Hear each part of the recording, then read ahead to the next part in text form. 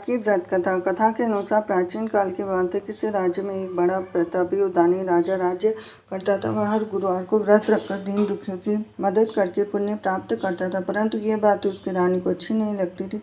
वह न तो व्रत करती थी, न ही दान पुण्य में विश्वास रखती थी। इतना ही नहीं, वह राजा को भी ऐसा करने से मना करती थी। एक समय की बात है, राजा शिकार खेलने के लिए वन को गए। घर पर रानी और दासी थी और उसी समय गुरु बृहस्पति देव साधु का रूप धारण कर राजा के दरवाजे पर भिक्षा मांगने आए। साधु ने जब रानी से भिक्षा मांगी तो वह कहने लगी कि हे साधु महाराज, मैं इस दान पुण्य से तंग आ गई हूँ और आप कोई ऐसा उपाय बताएं जिससे कि सारा धन नष्ट हो जाए और मैं भी आराम से रह सकूं। इतना सुनकर बृहस्पति देव ने कहा कि हे देवी, तुम बड़ी विचित्र और संतान और दुख से कोई दुखी होता है। अगर अधिक धन है तो शुभ कार्यों में लगाओ, कुंवारी कन्याओं का विवाह कराओ, विद्यालय और बाग बगीचे का निर्माण कराओ, जिससे तुम्हारे दोनों लोग सुधरेंगे। परंतु साधु की इन बातों से रानी को खुशी नहीं हुई।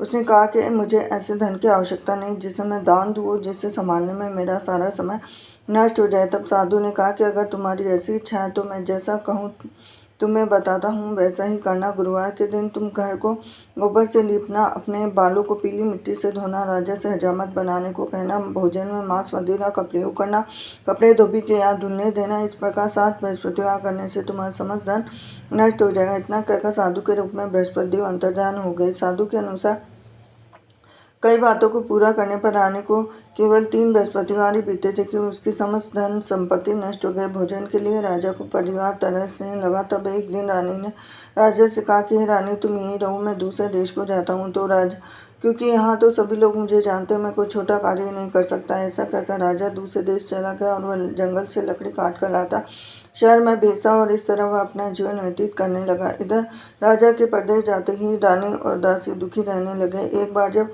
रानी और दासी को 7 दिन तक बिना भोजन के रहना पड़ा तो रानी ने अपनी दासी से कहा कि दासी, पास ही में मेरी बहन रहती है, वह बड़ी धनवान है, तो उसके पास जाओ, कुछ ले आ ताकि थोड़ी बहुत गुजर बसर हो सके। दासी रानी की बहन के पास गई। उस दिन गुरुवार था। रानी की बहन उस समय बृहस्पतिवार व्रत की कथा सुन रही थी। दासी ने रानी की बहन को अपनी रानी का संदेश दिया, लेकिन रानी की बड़ी बहन ने कोई उत्तर नहीं दिया। जब दासी को रानी की बहन से कोई उत्तर नहीं मिला तो वह दुखी हुई और उससे क्रोध भी आया। दासी ने वापस आकर रानी को सारी बात बता दी। ये सुनकर रानी ने अपने भाग्य को कोसा। उधर रानी की बहन ने सोचा कि मेरी बहन की दासी आई थी, परंतु मैं उससे नहीं बोली। इससे वह बहुत दुखी हुई और कथा सुनकर पूजा समाप्त करके वह अपनी बहन के घर आई और कहने लगी कि हे बहन, मैं बृहस्पतिवार का व्रत कर रही थी।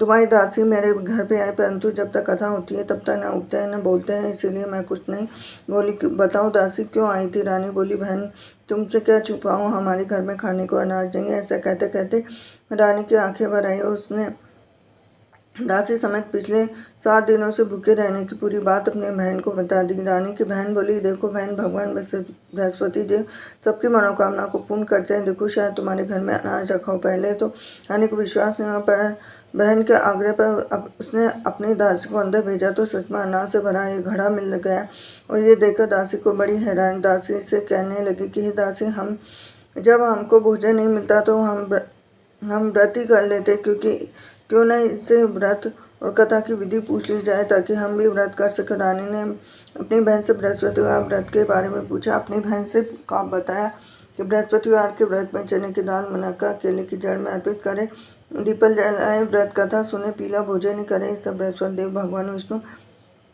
प्रसन्न होते हुए व्रत पूजा की विधि बताकर रानी की बहन अपने घर को लौट आई। 7 दिन के बाद जब गुरुवार आया तो रानी और दासी ने व्रत वह घुड़सवार में जाकर चना और गुड़ लेकर आई। फिर उसे केले की तथा विष्णु भगवान की पूजा की। तब पीला भोजन की चिंता को लेकर दोनों बहुत दुखी हुई। चूंकि उन्होंने व्रत रखा था इसलिए बृहस्पति देव उनसे प्रसन्न थे। एक साधारण व्यक्ति का रूप धारण कर 2 थालों में पीला भोजन दासी को दे गए। भोजन पाकर दासी प्रसन्न हुई और रानी के साथ मिलकर भोजन ग्रहण किया। उसके बाद वह सभी गुरुवार को व्रत पूजा करने लगे। बृहस्पति देव की कृपा से उनके पास फिर से धन संपत्ति आ गई, परंतु रानी फिर से पहले की तरह आलस्य करने लगी। और दासी बोली, देखो रानी, तुम पहले भी इस तरह आलस्य करती थी, तुम्हें धन रखने में कष्ट होता था, इस कारण सभी धन नष्ट हो गया। जब बृहस्पति देव की कृपा से धन मिला है तो तुम्हें फिर क्यों आलस्य होने लगा? रानी को समझाते हुए दासी बोली, बड़ी मुसीबतों के पास हमें यह धन मिला है तो हमें दान पुण्य करना चाहिए, भूखों को भोजन कराना चाहिए, धन को शुभ कार्यों में खर्च करना चाहिए। इससे तुम्हारे कुल का यश बढ़ेगा और स्वर्ग की प्राप्ति होगी। पितृ और प्रसन्न होंगे। दासी की बात मानकर रानी अपना शुभ धन खर्चों में लगाने, इससे पूरे नगर में यश बढ़ने लगा। बृहस्पतिवार व्रत कथा के बाद श्रद्धा के साथ आरती करनी चाहिए। इसके बाद प्रसाद ग्रहण करके उसे ग्रहण करना चाहिए। हरे कृष्णा।